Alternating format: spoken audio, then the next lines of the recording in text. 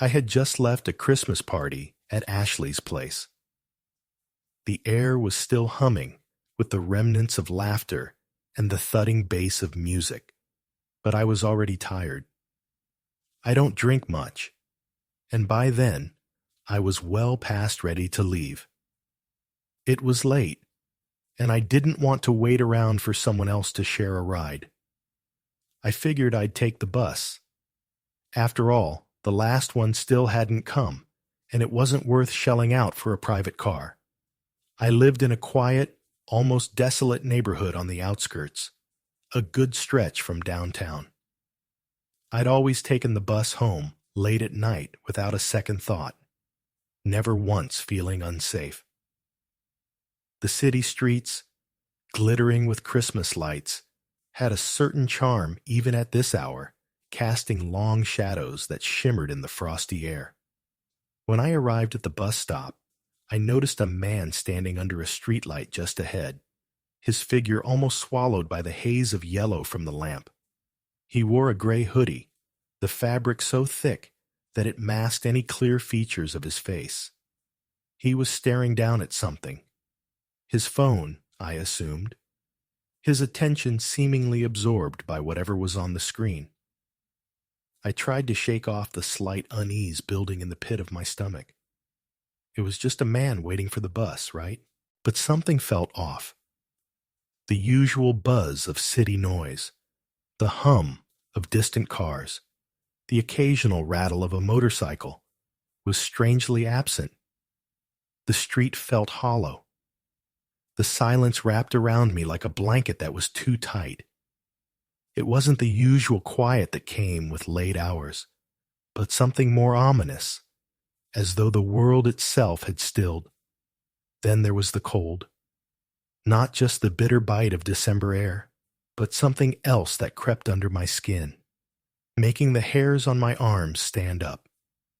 A faint trembling crawled down my spine as I realized that the man hadn't moved. He was still, as if frozen, locked in place under the streetlight. I forced myself to take a deep breath. A few minutes passed, but it felt like hours. And when I glanced at him again, my breath hitched in my chest. He wasn't holding his phone anymore, or anything for that matter. His hands hung loosely at his sides. I swallowed, the realization sinking in, sharp and sudden. He wasn't looking at his phone. He was looking at me. His gaze was unwavering, intense. A chill crawled up my neck, and I could feel my heartbeat picking up pace. My legs felt stiff, as though the concrete beneath my feet had suddenly turned to quicksand. It was so quiet now. I could hear my pulse thudding in my ears. Was I imagining it? Maybe he wasn't staring at me. Maybe it was just the shadows, playing tricks. But the longer I stood there, the more certain I became that his eyes never left mine. I glanced toward the road. The bus was still nowhere in sight. The night felt longer. The wind picked up, and the bare trees creaked in protest, their branches scraping against each other like dry bones, casting long, shuddering shadows that crawled over the sidewalk. That's when he started to move. Not fast. Slow. Unnaturally slow. Every step deliberate, measured, like he was testing how long I'd stand there, how long it would take for me to break. I held my breath, forcing myself to stay calm. The cold wind sliced through me as I glanced down at my phone, trying to feign normalcy. But each time I looked up, he was closer. It wasn't a sprint, but a slow, predatory advance. His pace was almost maddening in its deliberation. My legs felt frozen, a lead weight dragging them down. The air was thick now, heavy with the scent of rain and something else, something sour.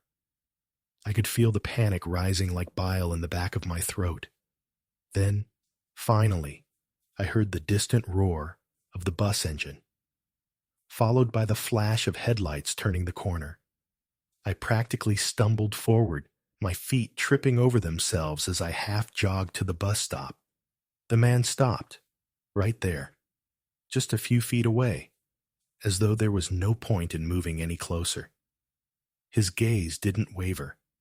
I didn't look back as I climbed onto the bus, almost tripping over the steps in my rush. I sat near the front, close to the driver, heart still pounding in my chest. Out the window, I searched the shadows, hoping not to see him standing there. The bus pulled away, but I still couldn't shake the feeling that he was out there, following. The ride was quick, but the knot in my stomach didn't loosen. The streets blurred by as I stared straight ahead, still feeling his eyes on me. When I got off at my stop, the neighborhood felt different, more oppressive, more silent. The cold was sharper now, more biting. The bushes rustled in the wind, their soft whisper unnerving in the absolute stillness. It wasn't supposed to be like this. It was supposed to be familiar, safe, a place where I could let my guard down. But as I walked those few blocks home, something gnawed at me, and then I saw it. A car, parked just a few feet ahead of me. I didn't recognize it, but I knew what I'd see before it happened. The man, stepping out, slowly, deliberately, as if he'd been waiting for me. Our eyes met. His expression was unreadable, but the calmness of his movements, the steady, measured pace he took toward me, it was all wrong. I should have run then, but my legs wouldn't move. They were locked in place, frozen by a mix of fear and disbelief. When I finally managed to move, I broke into a sprint, my feet slapping against the pavement with a sharp echo that felt deafening. I didn't dare look back. My entire focus was on getting home, getting to my door, locking it, shutting everything out. But with every step, I could hear him behind me. Closer, closer. My building came into view, but it felt miles away. The footsteps behind me were steady, too steady. When I rounded the corner and saw my entrance, the fleeting relief I felt was shattered by a sound I couldn't ignore, the unmistakable crunch of feet on gravel following. He was still behind me. I reached the door of my building and practically threw myself against it, heart hammering in my chest as my fingers fumbled for the keys. My hands were shaking uncontrollably, and in my panic, I dropped the entire key ring onto the cold floor with a sharp clink that echoed through the silence. I crouched down, desperate, tears welling up in my eyes. The sob that caught in my throat only made the panic worse. The cold steel of the key felt foreign in my trembling hand as I finally managed to slide the right one in. The lock turned with an unforgiving click. Too loud in the quiet of the night. I shoved the door open and rushed inside, slamming it shut behind me with a force that rattled the walls. I locked it without thinking, pressing my back against the wood as I fought to catch my breath. My skin felt clammy, my heart racing so hard it was a constant pulsing roar in my ears. The small window beside the door offered a view of the street, but it was empty. There was no sign of him, no sign of anyone. He had vanished. But the fear, it clung to me like a thick fog.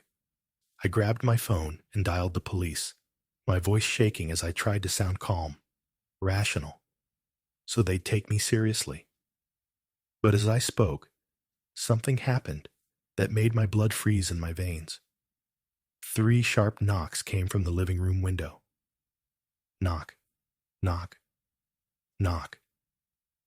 Like someone tapping at the glass to announce their presence. My breath caught in my throat, panic surging like a tidal wave. I stumbled away from the window, my back pressed against the wall, every muscle in my body stiff with terror.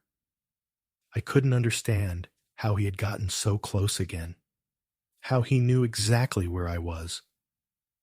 My heart hammered in my chest as I tried to quiet my breath. The curtains were drawn. He couldn't see me.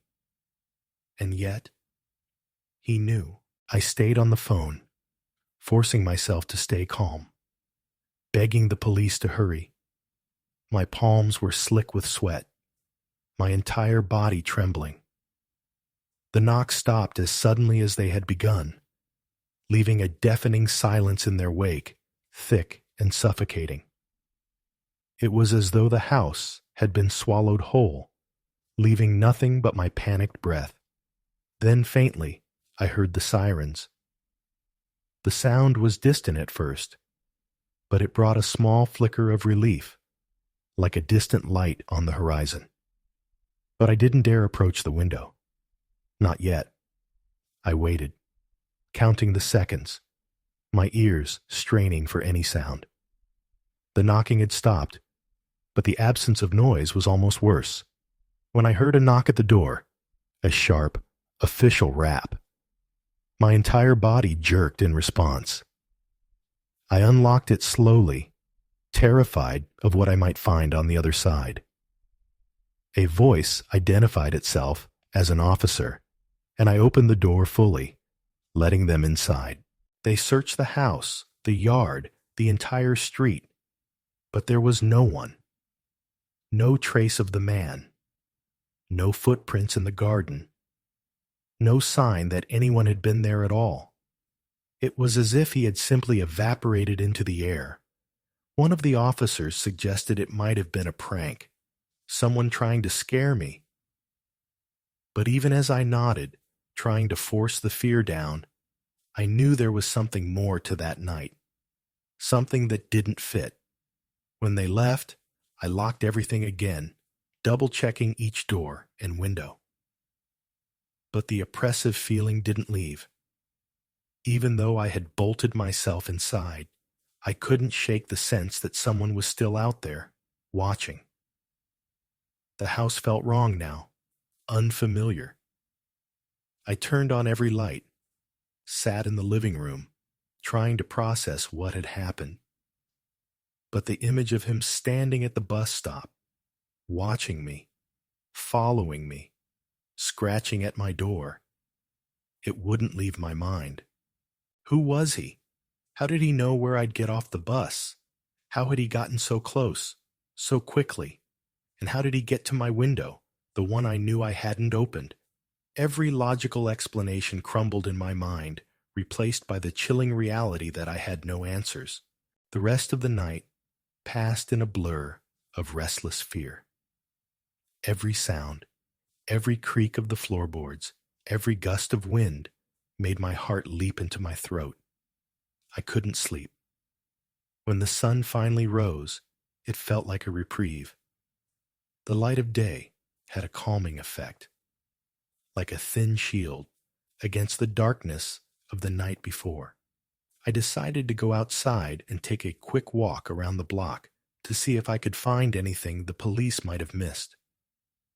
When I reached the garden, I saw them. Handprints, deep indentations in the dirt next to the living room window. Not footprints, but the kind of marks left by fingers. As if someone had pressed their hands into the earth, leaning there, watching me through the window. My blood turned to ice. I went back inside, my legs unsteady beneath me, every muscle tight with dread. The handprints, they were fresh. It was impossible that I hadn't seen him there. But he had been right under my nose, so close.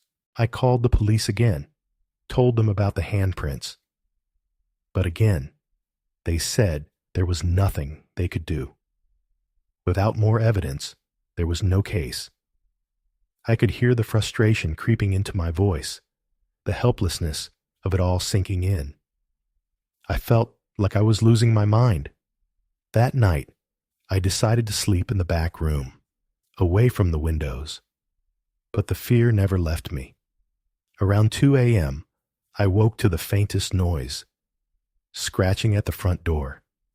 My heart skipped a beat. For a moment, I wanted to pretend I hadn't heard it. But curiosity and dread won out. I grabbed my phone with shaking hands and crept to the hallway, trying to make no noise, trying not to breathe too loudly. And then I heard it again. Scratching. Long, deliberate scraping sounds against the door. My blood ran cold. I peered through the small crack in the hallway window, my hands tight around the phone, my breath shallow. There he was, the man. The same hoodie, his face now visible under the harsh street light. His expression was blank, empty, like a mask. But his eyes, those eyes were hollow, staring into me, knowing I was there. I froze. I couldn't move, couldn't look away. He didn't hurry, didn't knock, just scratched, like a predator waiting, biding its time. I tried to call the police, whispering into the phone, telling them what was happening, begging them to hurry. Every second felt like a year. The scraping grew louder, more urgent. Then, without warning, he stopped. I don't know how long he stood there, still as stone. But then he turned his head slowly, too slowly, and looked directly at the window where I was hiding. I didn't breathe. He didn't speak, didn't move. He simply turned and walked away, vanishing into the darkness as though he had never been there at all. When the police arrived minutes later, they found nothing. Nothing but the scratches on the door, deep gouges that looked more like claw marks than human hands. They suggested it could have been an animal. But I know what I saw, and I'll never forget those eyes. To this day, I can't go anywhere alone after dark. The silence is never really silent anymore.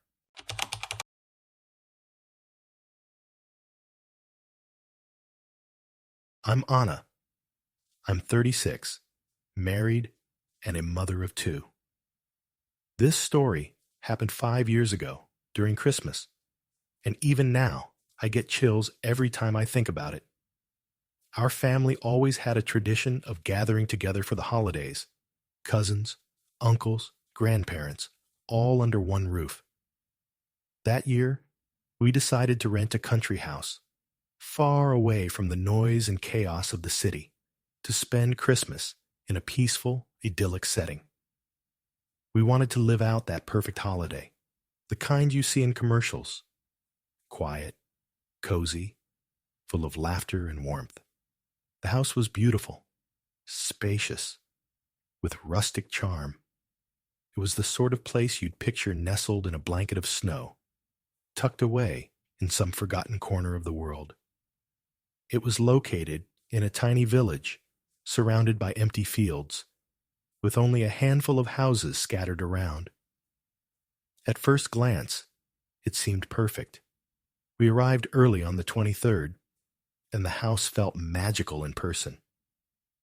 Wooden beams stretched across the ceiling like ancient bones, and the fireplace in the living room was grand, like something out of a fairy tale. The rooms were all decorated for Christmas, as though someone had planned it just for us. Snow was falling gently outside, and the world felt hushed, as though time itself had slowed.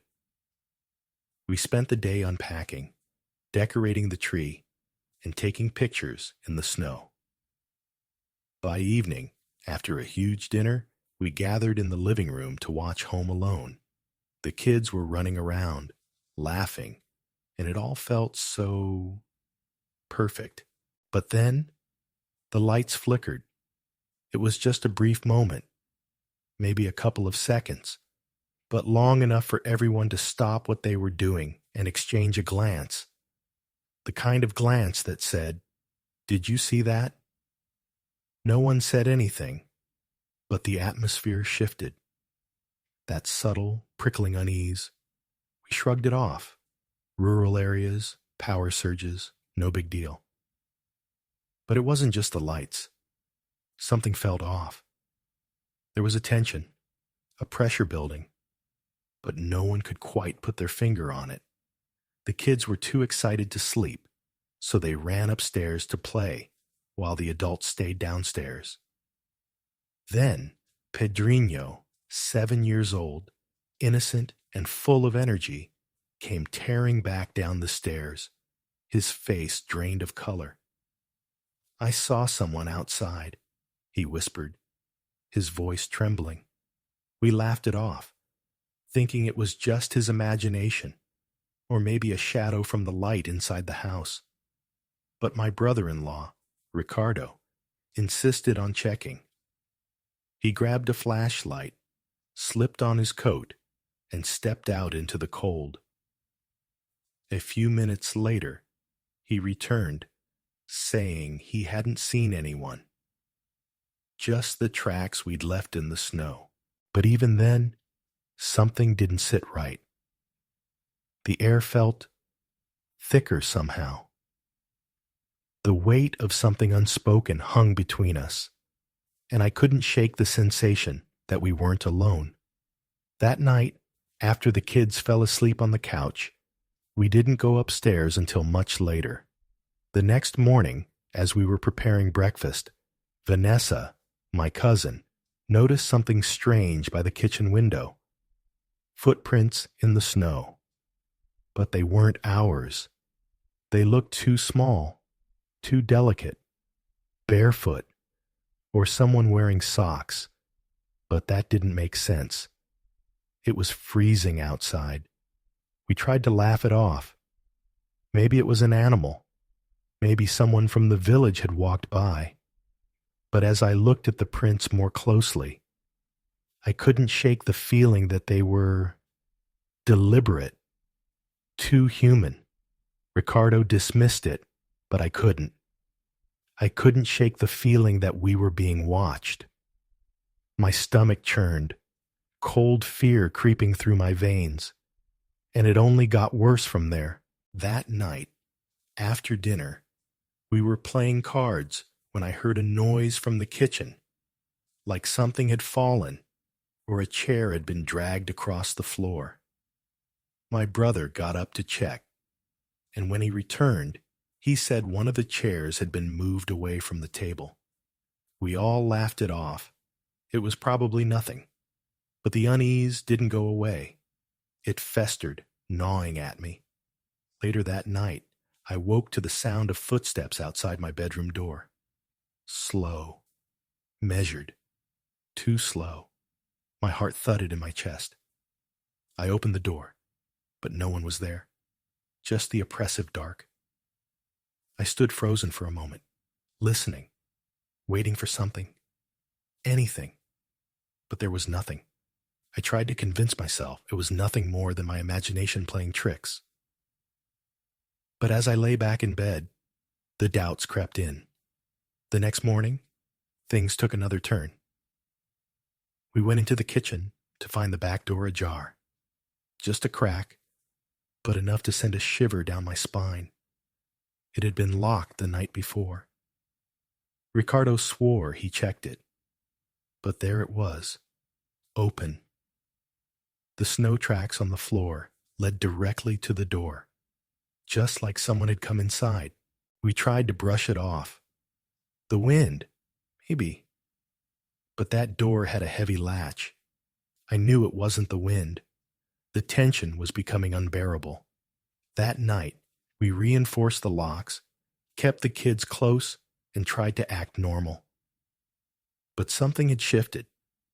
We were no longer just paranoid. We were exposed. We were being watched. And no one seemed to want to admit it. Christmas Eve, while I was upstairs helping the kids get dressed, I heard a thud from downstairs. Heavy, like something large had fallen. My heart leapt into my throat. I convinced myself it was just a dropped pan or something. But when I went downstairs, I found my husband standing in the kitchen, pale and shaken. He was holding a pan, but it wasn't the pan that caught my attention. It was the trail of melted snow on the floor, leading directly to the pantry. Before I could speak, we both heard something. A low, dragging sound, like something scraping across the floor. The hairs on the back of my neck stood up. Ricardo and my husband grabbed flashlights and went to investigate the basement. I stayed behind, trying to stay calm for the kids, but every second felt like an eternity. The silence stretched longer and longer. Then, the basement door swung open, and I heard my husband and Ricardo's voices, sharp, panicked. They rushed back upstairs, faces ashen. "There's someone down there," my husband said, voice shaky. My stomach dropped. They pulled a man up from the basement, thin, ragged, with dirt smeared across his face. His clothes were torn, his eyes sunken and hollow. He looked desperate. He sat down in the chair my husband pulled out for him, like he didn't belong in the room at all. The air seemed to freeze. He spoke softly, his voice barely above a whisper. He said he was from the village, that his house had been torn down months ago. Since then, he'd been hiding in the basement, trying to stay out of sight. He hadn't meant to scare us, he said. He only wanted shelter from the cold. But his story didn't sit right. Ricardo pressed him further. "Why didn't you tell us?" he demanded. "Why come upstairs at night?" The man shifted uncomfortably, admitting he had sometimes come upstairs to take food or warm himself by the fire. At that, Ricardo made the decision to call the police. While we waited, the tension was thick in the air. The kids were crying, and we were all on edge. When the police arrived, they searched the basement and found piles of clothes. Our clothes. Clothes we hadn't even realized were missing. The man had been stealing from us, from the very house that had been sheltering him.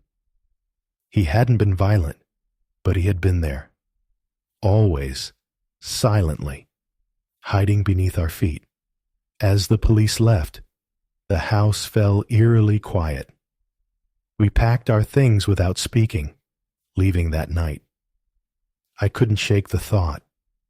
How many nights had he been there, hidden in the basement, listening to us, watching us? The drive home was silent. We didn't talk about it. Later, we heard from the neighbors that the man had broken into other homes in the village, quietly, without violence, but always watching, always waiting.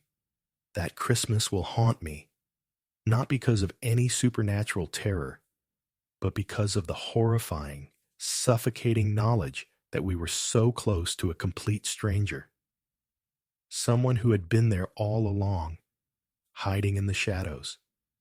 A stranger who, for reasons I will never fully understand, decided to watch us from the dark. And that knowledge, that feeling of utter vulnerability, will never leave me.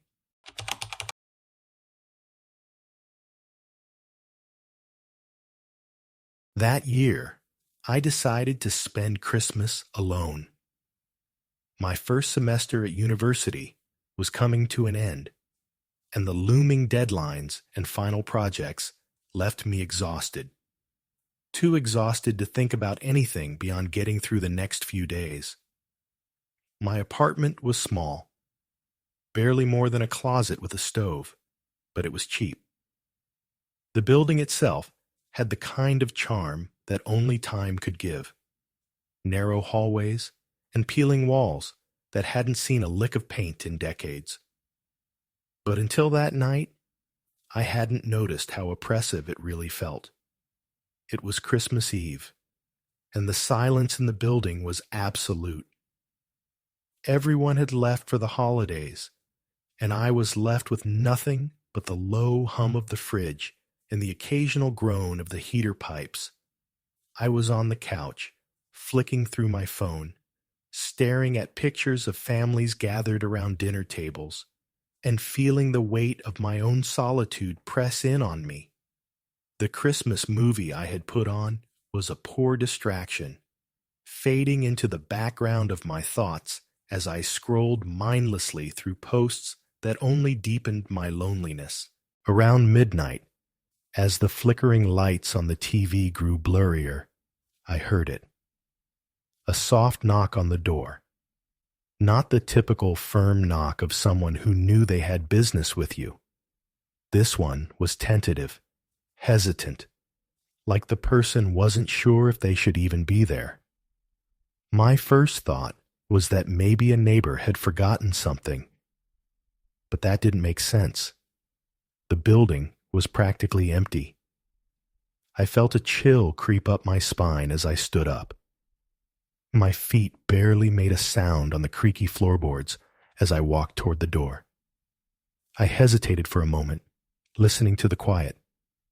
The fridge hummed. The pipes creaked. No more knocks. I peered through the peephole. Nothing.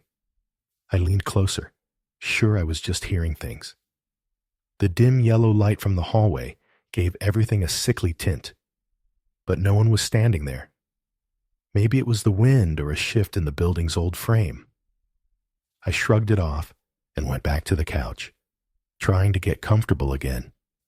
But the feeling stuck with me, like something was wrong. Something that had been there all along, but I hadn't noticed. 20 minutes later, the knock came again. This time, it was louder, more deliberate. Each rap against the door seemed to cut through the silence, ringing in my ears. My heart skipped. It felt wrong, off, like it wasn't just a knock anymore, like it was a message, a warning. I went to the door again, more slowly this time. My breathing was shallow as I looked through the peephole. Still nothing. No movement, no shadow. I opened the door. The hallway was empty, but something was on the floor. A small folded envelope, pristine white, resting at the threshold. I picked it up without thinking, a cold chill already creeping down my spine. The envelope felt strange, too cool to the touch, like it had been sitting in the cold for hours. I opened it slowly, the paper crinkling under my fingers, and inside was a single sentence, written in jagged, uneven letters. "Can I come in?" Dot. My stomach turned. This wasn't a neighbor playing some sick joke. This felt wrong. But I threw the note away anyway, crumpling it into a ball and tossing it into the trash, hoping that would put an end to it. But when I sat back down, the room felt different. The silence was thick, suffocating. It felt like the air itself had changed, as though the room was pressing in on me. Every tiny sound, the ticking of the clock, the low whir of the fridge, felt magnified. The movie was no longer a distraction. My mind raced, turning over 1,000 questions I couldn't answer. Then, just as I thought I might calm down, I heard it again. The knock. But this time, it wasn't at the door. It was coming from the windows. My blood ran cold. My apartment was on the 5th floor. There was no way anyone could be outside, knocking on the glass. I rushed to the window, pulling the curtains back in one sharp motion. Nothing. The city lights blinked faintly in the distance, but no one was out there. The knocking stopped as abruptly as it had started, but the unease lingered, thick and heavy in the air. I tried to tell myself it was just my mind playing tricks, but the silence that followed was worse than the sound. It felt like the building itself was holding its breath. I stood there for a long moment, staring at the door, my mind spinning. My phone was on the table, and I grabbed it, dialing 911 with trembling hands. The operator was calm but distant, explaining that it might take a while for officers to arrive, given the holiday. Before I could respond, I heard a creak from behind me, a slow, deliberate drag of metal across the floor. I froze. When I turned, my breath caught in my throat. The apartment door was slightly ajar. I had locked it. I was sure of it. The security chain was hanging loose, swaying gently as if someone had just moved it. My heart pounded as I approached the door, every step making the space feel smaller, more suffocating. I peered through the crack, and that's when I saw him. A man, tall, unnaturally thin, with pale skin and dark, sunken eyes. He stood motionless in the doorway, his head tilted at an angle that made him look wrong, as though his neck could bend no further. He didn't step inside, but the way he stood there, staring into the apartment, so unnervingly still, made it feel like he already was inside. I couldn't move. My legs were leaden, my throat dry, my chest constricted. A low whimper escaped me, and I slammed the door shut, locking it with shaking hands. I ran to my bedroom, locking the door behind me, pressing my back against it as though I could somehow keep him out. I sat there, in the dark, listening to every creak, every shift of air. The distant wail of sirens was the only thing that offered any comfort. When the officers finally arrived, I rushed to explain what had happened, my voice quivering, my hands still shaking. They began searching the building, and I waited by the door, praying they would find nothing. One of the officers came back with the man, handcuffed, but eerily calm. He barely looked at me, just shrugged. "I just wanted some company," he said, as though it was the most casual thing in the world. I couldn't shake the chill that ran down my spine. Later, when the officers came back to check on me, they told me something that stopped my heart. They couldn't find any record of the man. No name. No history. He didn't exist. The apartment never felt the same after that. The silence had become oppressive, suffocating. I couldn't shake the feeling that something was still there, lingering in the air. Even now, months later, sometimes I catch myself peeking through the peephole, just to make sure no one is standing on the other side. And when I think of that envelope, the cold, metallic smell of it still clings to my memory. I don't know who he was, or what he wanted, but I know I'll never forget the way he looked at me. I moved to a different building shortly after, but sometimes, in the dead of night, when the world is too still and quiet, I swear I hear the knock again. And part of me is terrified that one day I'll open the door and find that envelope waiting for me once more.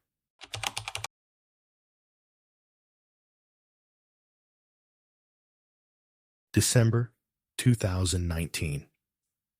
The college house, tucked away in that dying New England town, had never felt so empty, so desolate. The wind howled through the trees, an oppressive sound, like something trying to break into the house. The campus was nearly deserted. Most students had packed up and left for the holidays. I'd stayed behind. 20 years old, broke, and too tied down by schoolwork to go back to Colorado for the holidays. The plan was to be alone, quiet, peaceful. That was before Lucas moved in. I didn't know much about him, only that he was impossible to ignore in the most subtle, unsettling way. He didn't speak much. He hardly moved at all. It was as if he wasn't quite there, but always lurking at the edge of my awareness. Every time he walked past, I caught a glimpse of his hollow, pale face, eyes too distant, too unreadable. The kind of eyes that made you feel like you weren't looking at a person, but something else. Our interactions, if you could call them that, were minimal. A passing "hey" as he slinked through the kitchen, his movements swift and deliberate. No words, no lingering, just the strange feeling of being watched. It was easy to pretend I didn't notice, but something gnawed at me in the silence. It wasn't peaceful. It was tense. Then on the third day, I heard something odd, low murmurs coming from his room, but not the usual quiet, the hum of a television or a faint song. No, this was different. It was like a conversation, but there was no one else in the house. I couldn't make out the words. It wasn't just the sound. It was the rhythm, the weight of it, like he was speaking to someone who wasn't there. And then there was the window. I couldn't stop hearing it. On windy nights, I'd hear it open, just a soft, unsettling creak. And then, after a few minutes, close again, like he was sneaking out. But where? To do what? It wasn't long before the feeling of him became inescapable. The house, my house, began to feel like it wasn't mine anymore. I couldn't shake the sense that something was watching me, even when the house was silent. It escalated on the night I found him in the kitchen. It was nearly midnight. I'd just finished my shower, the cold air biting at my damp skin, when I noticed the faint light flickering in the living room. I thought maybe Lucas was just making a midnight snack. But as I got closer, the image froze me in my tracks. He was sitting at the table, alone. But the strangest thing wasn't that he was eating. There was no food. Instead, there was my family photo frame, the one that had sat on the shelf in my room for years. My heart stopped. "Hey man, what the hell are you doing with that?" I asked, trying to sound assertive, but my voice cracked, betraying the panic I felt rising in my chest. Lucas didn't answer. His eyes stayed fixed ahead, as if he hadn't heard me, like he couldn't hear me at all. He stood up, walked over to the shelf in the living room, and put the photo frame back where it had always been, as though nothing had happened. He didn't say a word, just turned and disappeared down the hall, back to his room. I stood there motionless, my throat tight, my body frozen. How had he gotten into my room? Why the photo? And why was he acting like none of this was strange? I didn't sleep that night. Every creak in the house, every gust of wind against the windows felt like it was coming from him. Like he was out there, moving, waiting. I couldn't shake the thought that his presence was always just on the edge of my awareness. For the next few days, I did my best to avoid him. But no matter where I went in the house, I could feel his gaze, like a cold touch on the back of my neck. I'd hear his door open after I left, hear it closing again when I came back. But it wasn't paranoia. It was more like an imprint of him on the air, in the walls. Something that made it feel like I wasn't alone, even when I was. Then, on Christmas Eve, it happened again. I was in the kitchen, trying to put together a dinner from whatever leftovers I had. The air was thick with tension, heavy with the silence that had settled like dust. I heard the sound of footsteps, slow, deliberate, like someone trying to be quiet, but failing. I turned around. Lucas stood in the doorway, just watching me. His eyes were vacant, empty. No expression, nothing. His clothes hung off him, too large, his skin stretched thin, and his gaze was unblinking. I felt a chill crawl down my spine, like I wasn't just being watched, I was being studied. Without a word, he walked to the fridge, grabbed a slice of bread, and left. He didn't close the door behind him. I didn't move. I waited, straining to hear the sound of his window opening again. That night, I tried to convince myself it was nothing. He was just strange. He wasn't dangerous. But the house felt different, heavier. My mind raced with thoughts I couldn't escape. I felt sick with fear. The anxiety in my chest refused to settle. I didn't sleep. I don't know how much time passed, but I woke to the unmistakable sound of a creak, a slow, deliberate step followed by a heavy thud from the hallway. I didn't move. My body stiffened, but I stayed silent, listening. Then the footsteps. Slow, dragging, almost hesitant. He was right outside my door. I debated opening it. I debated pretending I hadn't heard anything. But the anxiety, the terror, was suffocating. I had to know. I peered through the peephole. The hallway was dim, flickering with weak light. I saw him, Lucas, standing just a few steps from my door. He wasn't moving. His eyes were locked on the doorknob, and in his hand, clutched tightly, was a knife, a kitchen knife. The kind that was always kept in the locked drawer. My blood went cold. He didn't try to open the door. He just stood there, like a statue, breathing hard, like he was trying to control something inside him. I should have done something. I should have screamed, but I couldn't. My body was frozen in place. My phone was on the nightstand, but every move felt like a threat, like the slightest sound would provoke him. After what felt like hours, though it was probably only seconds, he finally turned away. The sound of his dragging footsteps echoed down the hallway. I didn't wait. I grabbed my phone and called the police. My voice was low, shaky, and I had to repeat myself twice before they understood. The dispatcher told me to lock all doors and wait. I barely moved as I struggled to push my dresser in front of the door. I could hear him moving around, but the silence, it was suffocating. It felt like the house had closed in around me. And then, suddenly, it was quiet. No knocking, no footsteps, just the stillness. But I knew he was still there. I didn't know what he would do next. I didn't know how much longer I could wait. Finally, the sirens. In the distance, the window creaked open. I rushed to the peephole and saw him slipping out into the night, climbing the side of the house like a shadow. The police arrived minutes later. They found me huddled in a corner, still holding the dresser against the door. They searched Lucas's room.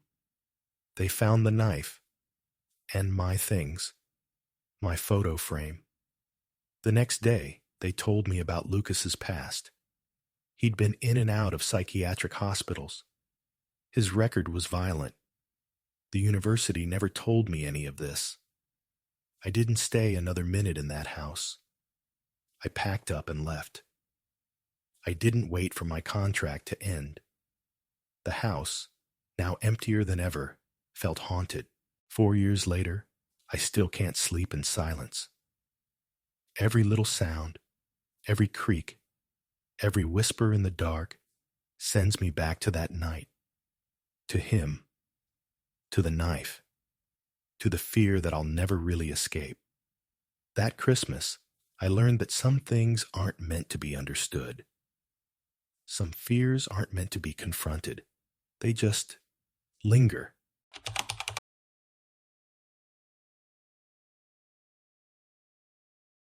I worked at a department store downtown. Christmas Eve. The kind of night where the air feels charged with the weight of last-minute panic, and the store hums with that strange energy of people running out of time. Everyone was moving faster, talking louder, each footstep more urgent than the last. It was hard to hear myself think over the clamor, but I'd gotten used to the rush, to the endless push of customers trying to find just the right thing. Most days, I could weather the storm, but tonight, something felt off. I remember the pressure, like the very walls of the store were closing in. It wasn't just the usual Christmas rush, it was something heavier. I was counting the minutes, waiting for the bell to ring so I could clock out and get home. That's when he walked in. He didn't look like anyone I'd seen before. He wasn't some tired, old man in a Santa suit, but there was something about him that reminded me of those men who volunteer at malls, dressed up in cheap red ties and overpressed jackets, playing at the role of jolly old Saint Nick. But this man, he wasn't wearing a Santa suit. Instead, a faded tweed blazer, a red tie that looked too tight, and a white beard, thick and full, but oddly out of place on his face. It wasn't the look of a man that old. When he approached the counter, his smile was too wide, too fixed, and I couldn't shake the feeling that there was something deliberate about it. I asked if I could help him with anything, keeping my voice light, but he barely acknowledged my question. His eyes roamed over me slowly, taking in every detail, and when he spoke, his voice was unnervingly drawn out, as if he was savoring each word. I just wanted to meet someone as beautiful as you, my dear. I froze for a second, the words hitting me like a cold gust of wind. There was something wrong in his voice, too soft, too slow. It wasn't the kind of compliment anyone would give, and I couldn't help but feel like he was measuring me with his eyes. It wasn't flattering. It was suffocating. His gaze held me in place, and I stepped back slightly, hoping to put some distance between us. He didn't seem to notice, or maybe he didn't care. He just stood there, still, as though waiting. The air between us felt thick, and I could feel my heartbeat quicken. Then he moved, just a fraction of an inch, but it was enough to make my skin prickle. Without thinking, I reached for a nearby item, offering him the next thing he might want to buy, but he didn't take it. Instead, his hand shot out, fast and uninvited, closing around my wrist with a grip that was too tight. His hand was cold, trembling. I yanked it away, and he let go, but not before slipping something into my hand. It was a small, plain card. On the surface, there was nothing alarming about it. A cheap visual pun of a snowman with a Santa hat. Something that might make a kid laugh. But when I looked up, I saw his face again. That same eerie, too persistent smile. His eyes didn't leave mine as he leaned in closer, his breath heavy with something too sweet. You should keep this a secret, my dear. No one needs to know. The way he said it, secret, it was like a weight, like he expected something from me. His stare was unwavering, and the way he handed me the card felt more like a demand than a gift. My fingers clenched around it, but I didn't know what to do with it. The idea that this old man had come out of nowhere, leaving this weird, cryptic mark on me. Something didn't sit right. I wanted him to leave. I wanted to get back to the normal chaos of the store, to pretend this hadn't happened. But he wasn't moving. No, instead, He started asking questions. Simple things, but they felt invasive. Do you live around here? What time do you get off work? Do you have a boyfriend? Dot.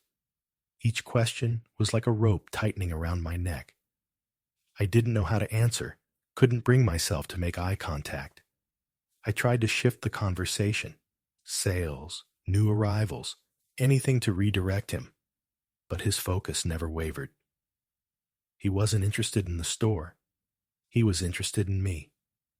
And as he leaned closer, speaking with that strange, drawn-out cadence, I could feel it. Something darker behind his words. Each question felt like a trap, like he was pulling me in, slowly, slowly. Then, as if on cue, the last words spilled out of his mouth, and they froze me in place. You know, darling, you should stay single.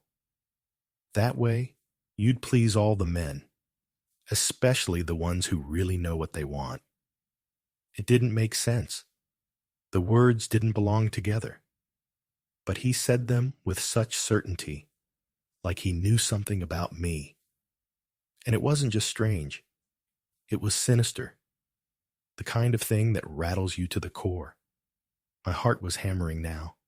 I wanted to run, to scream, to call for help, but I couldn't move. He was too close.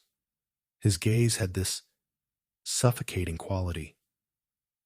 My breath felt shallow, and my skin prickled, as if something invisible was pressing down on me.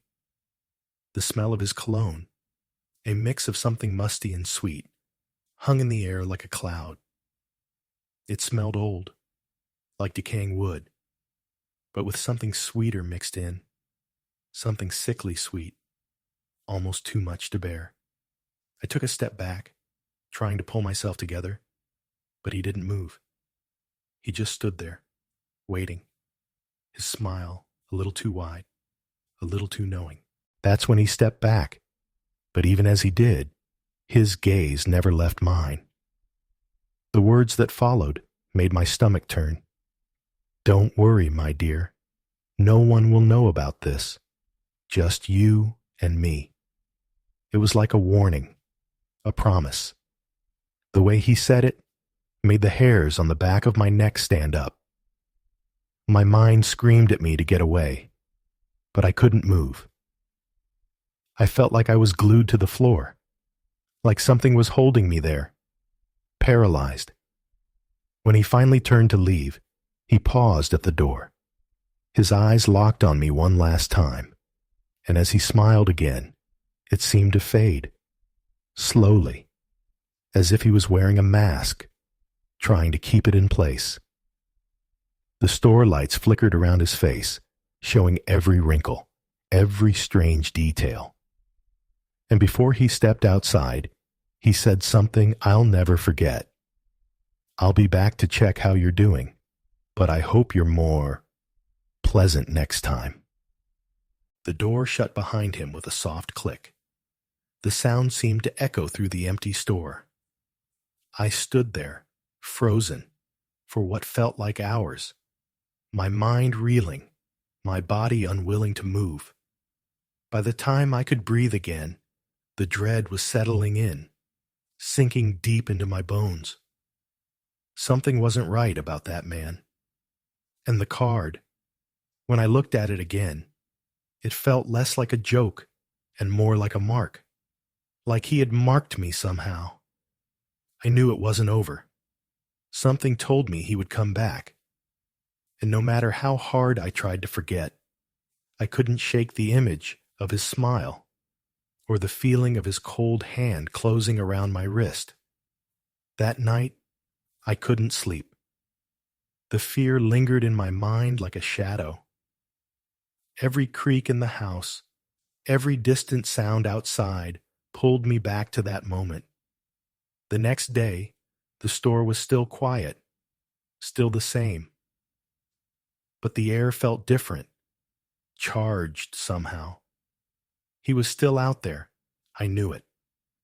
And I couldn't escape the feeling that he was watching, waiting,